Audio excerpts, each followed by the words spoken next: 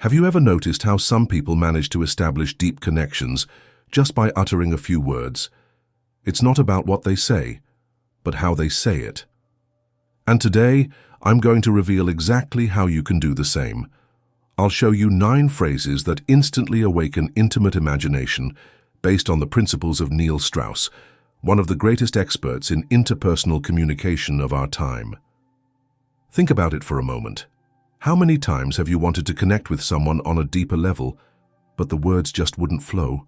How many opportunities have you missed because you didn't know what to say or how to say it? All that changes today.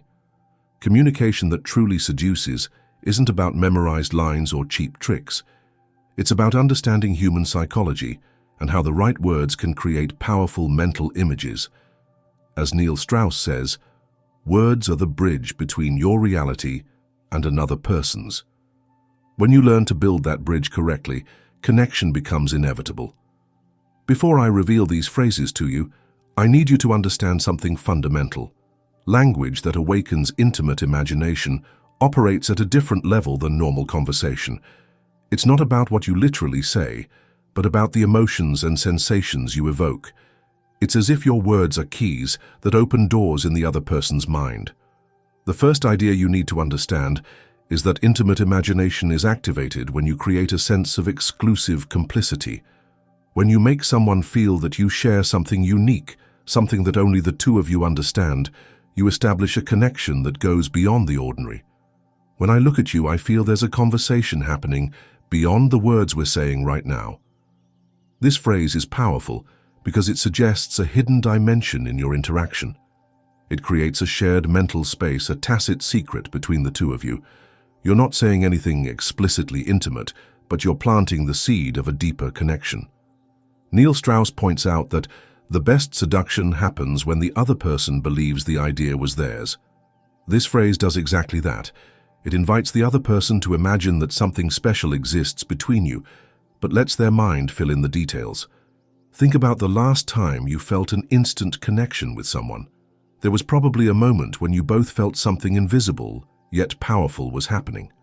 This phrase deliberately recreates that sensation. A practical exercise. The next time you're talking with someone you're interested in, maintain eye contact for a second longer than usual, and then say this phrase with a slight smile. Notice how it immediately changes the dynamics of the conversation. And this leads us directly to the second big idea, creating a hypothetical shared future. I wonder what it would be like to spend an entire day together. No interruptions, no phones, just the two of us discovering places no one else knows about. What makes this phrase so effective is that it transports the other person to a future scenario where intimacy already exists between you. You're not proposing anything concrete, you're just inviting them on a mental journey. As Strauss explains, the mind doesn't easily distinguish between a vividly imagined experience and a real one. When you suggest this scenario, the other person begins to visualize it. And in that visualization process, they begin to feel emotions associated with that imagined experience. It's like planting a memory of the future. Has it ever happened to you that when vividly imagining something, you started feeling real emotions? That's exactly how this technique works. You're not forcing anything, you're simply opening a door to imagination. Do this exercise right now. Close your eyes for 3 seconds and imagine what that perfect day would be like with someone you're attracted to. Do you feel how your emotional state changes just by imagining it? Now you understand why this phrase has so much power. If you're enjoying this content and already imagining how to apply these ideas, make sure to like this video and subscribe for more persuasive communication strategies that will forever change your social life. The third crucial idea is invoking physical sensations through language. Neil Strauss has extensively studied how words can create almost tactile sensations, a phenomenon known as linguistic synesthesia. When you talk like that, with that voice, I can feel every word as if you were drawing invisible patterns on my skin. This phrase is direct but elegant. It establishes a connection between the other person's voice and a pleasant physical sensation you experience. The brilliant thing here is that you're communicating attraction without explicitly saying it, and you're inviting the other person to be aware of the effect they have on you. As Strauss says, people don't fall in love with you, They fall in love with how you make them feel. This phrase reflects that principle. You're sharing how the other person makes you feel, creating a positive feedback loop.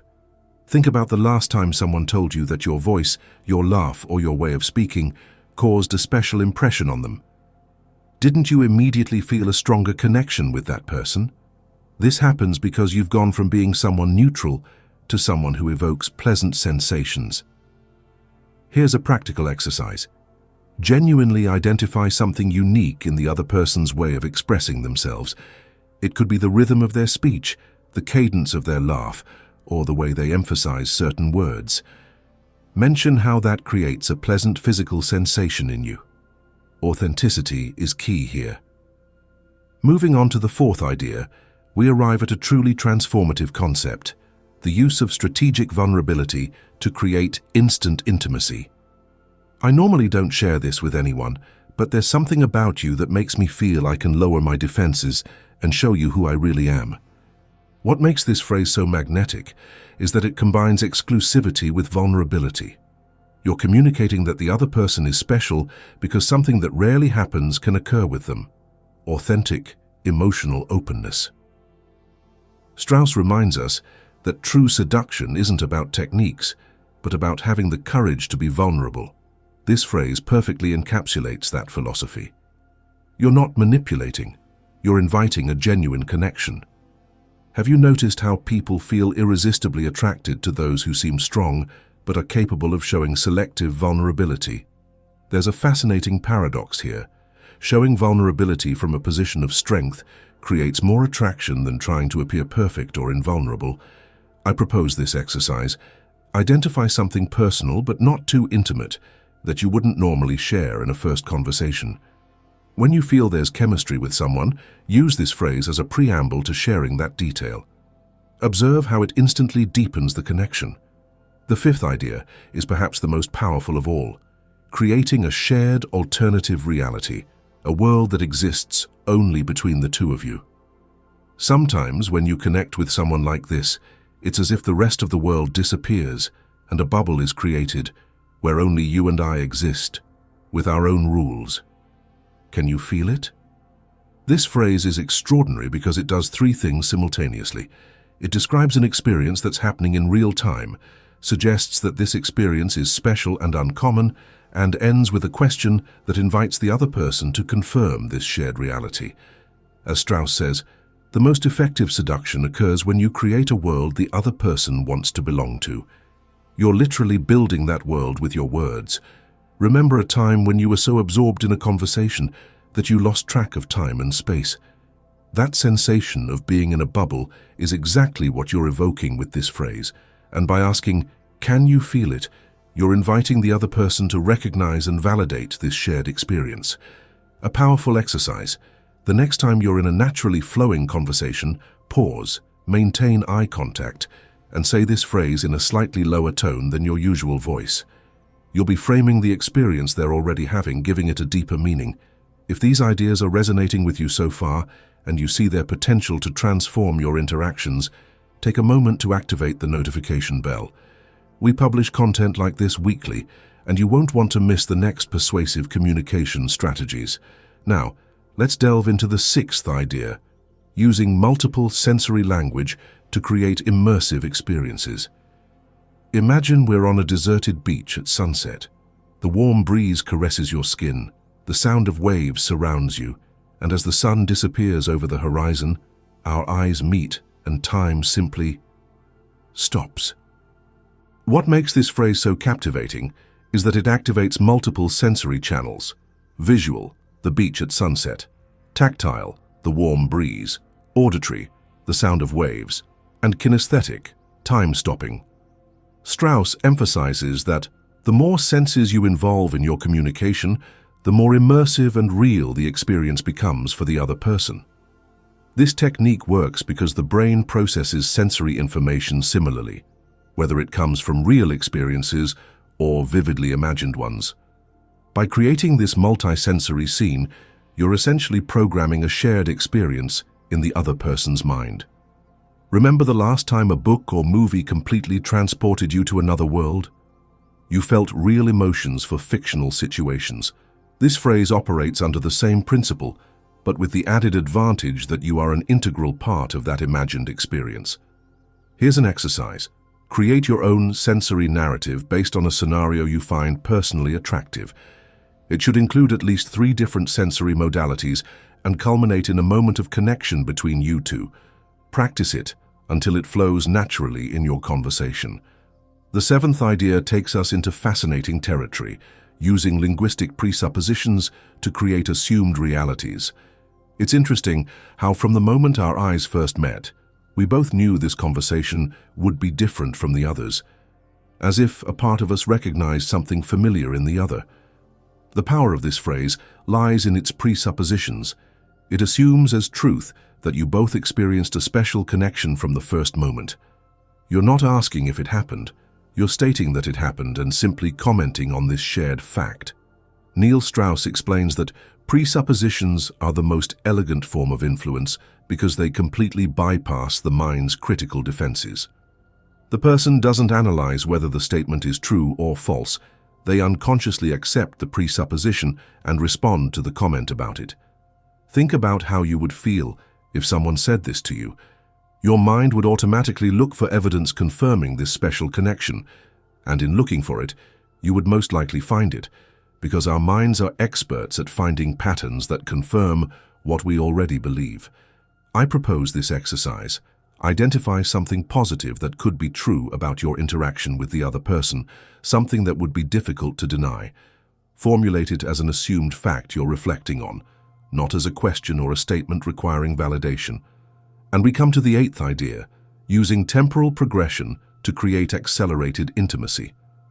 I like how we're getting to know each other now, and I'm intrigued to think about what our conversation will be like after we've shared more experiences together, when we can already communicate without needing words. This phrase is powerful because it creates a mental timeline that starts from the present, getting to know each other, and projects toward a future where deep intimacy exists between you. You're not suggesting this will necessarily happen, just expressing curiosity about that possibility. As Strauss points out, the human mind naturally follows a temporal sequence. If you establish point A, the present, and point C, an intimate future, the mind will automatically create point B, the process of getting there. You're essentially programming a path of relational development in the other person's imagination. Have you noticed how some people seem to accelerate emotional intimacy, making you feel like you've known them much longer than you actually have? This technique is part of that art, an effective exercise. Think of 3 levels of relational intimacy, from where you are now to a point of deep connection. Create a phrase that mentions the current point, expresses curiosity about the end point, and lets the other person's mind fill in the intermediate process. Finally, we come to the 9th and perhaps most subtle of all ideas, using strategic silence to amplify emotional tension. Sometimes when there's this kind of chemistry between 2 people, deliberate pause while maintaining eye contact, words become almost unnecessary. What's revolutionary about this phrase is that it incorporates silence as an active element of communication. The pause isn't empty, it's loaded with meaning. It's during that space of silence when the other person's imagination works most intensely. Strauss insists that silence is the space where true seduction happens. When you leave a phrase hanging and create intentional silence, the other person fills that space with their own expectations, desires, and meanings. Reflect. Aren't the moments of shared silence with someone you have chemistry with some of the most intense and memorable? That silence charged with possibilities says more than 1,000 words. This exercise requires courage. The next time you feel an authentic connection with someone, dare to leave a meaningful phrase hanging. Maintain eye contact during the silence and observe how the energy between you intensifies. Don't break the silence too quickly. Allow it to work its magic. Now that you know these 9 phrases that awaken intimate imagination, it's important that you understand the fundamental truth. None of these techniques will work if they don't come with authenticity. As Neil Strauss reminds us, techniques are just the vehicle. Your true essence is the fuel. These phrases aren't rigid scripts to memorize, But templates you should adapt to your unique personality and the specific dynamics of each interaction. What makes these phrases powerful isn't their linguistic structure, but the genuine intention behind them. True mastery in intimate communication isn't about manipulating, but about creating spaces where both people feel safe to explore deeper connections. When you use these phrases from a place of authentic curiosity and respect, you create opportunities for genuine intimacy that can completely transform your relationships. The question now is, are you ready to implement these principles and transform the way you connect with others? Are you willing to be brave, authentic, and strategic in your communication? If this content has resonated with you and you're committed to elevating your interpersonal communication skills, write in the comments, "I choose authentic connection." I want to know how many of you are ready for this transformative journey. Don't forget to subscribe to this channel, activate the notification bell, and share this video with someone you think could benefit from these strategies. Remember, words have power, but you decide how to use them. See you in the next video.